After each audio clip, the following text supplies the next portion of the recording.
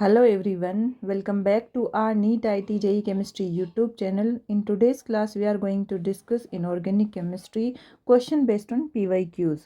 NEET 2022 का question solve करेंगे and topic will be coordination compound. So question is the IUPAC name of the complex. यहाँ पे एक complex दे रखा है और चार ऑप्शन में से ये देखना है कि करेक्ट IUPAC नेम क्या होगा इस कॉम्प्लेक्स का। तो इसका सॉल्यूशन देखेंगे।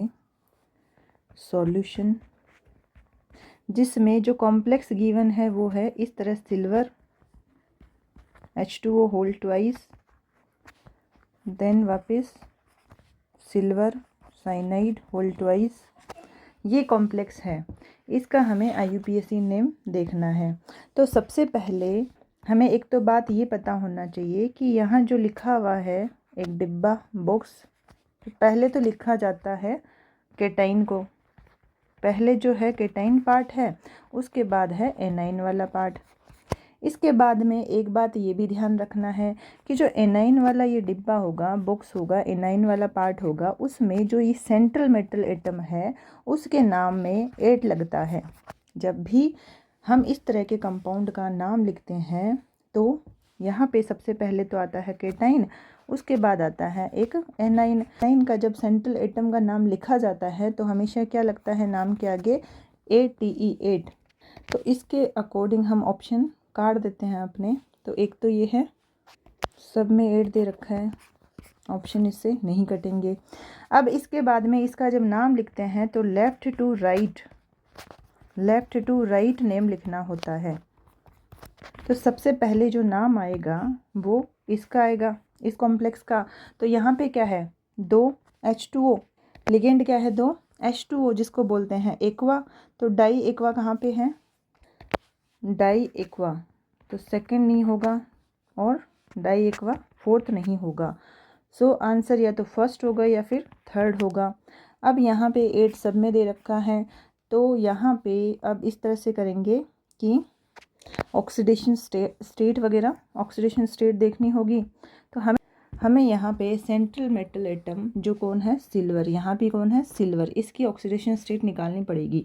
तो हम मान लेते हैं इसकी ऑक्सीडेशन स्टेट, तो हम मान लेते हैं सेंट्रल एटम जो सिल्वर है इसकी ऑक्सीडेशन स्टेट है X, और जो वाटर है उस पर चार्ज कितना होता है 0, 2 से मल्टीप्लाई हो जाएगा। 2 क्या है यहाँ पे लिगेंड के नंबर, प्लस इसकी मान लेते हैं फिर से X, क्योंकि इसकी भी हमें ऑक्सीडेशन स्टेट निकालनी है जो क्या है सेंट्रल मेटल एटम। अब प्लस साइनाइड पे चार्ज होता है, साइनाइड पे चार्ज होता है -1, तो ये हो जाएगा -1 इंटू 2 साइनाइड है तो मल्टीप्लाई बाई 2। तो इसको सोल्व करते हैं तो ये हो गया 2x - 2 equal to 0, x equal to 2/2 1। तो हम यहाँ सोल्व करते हैं तो x की वैल्यू क्या आ रही है 1। लेकिन यहाँ पे ये ज़रूरी नहीं है कि दोनों जो सिल्वर है उसकी ऑक्सीडेशन स्टेट +1 आए। तो हम इसको ऐसे लिख सकते हैं कि ये है 2x - 2 इक्वल टू 0। तो ये हो जाएगा 2x इक्वल टू 2। मीन्स हम ये बोल सकते हैं जो दोनों सिल्वर है, दोनों सिल्वर है उसकी मिला के क्या है 2, ये मान सकते हैं। तो यहाँ पे जो सिल्वर है और सिल्वर है दोनों की मिला के क्या है 2।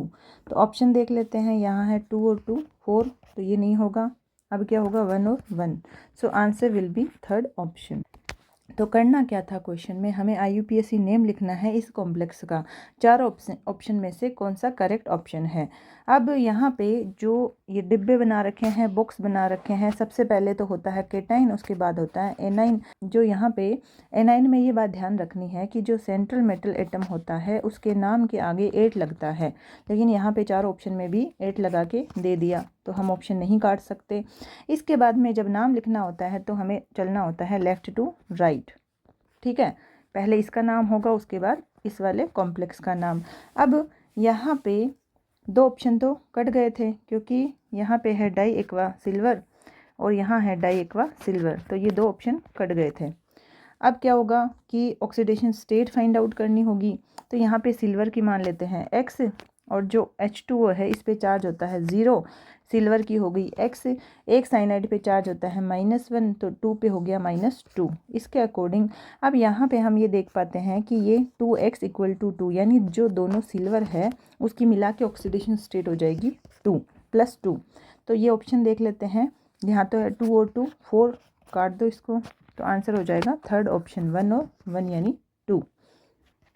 So let's end today's class here. Remaining part we will continue in the next class. Take care of yourself. Bye.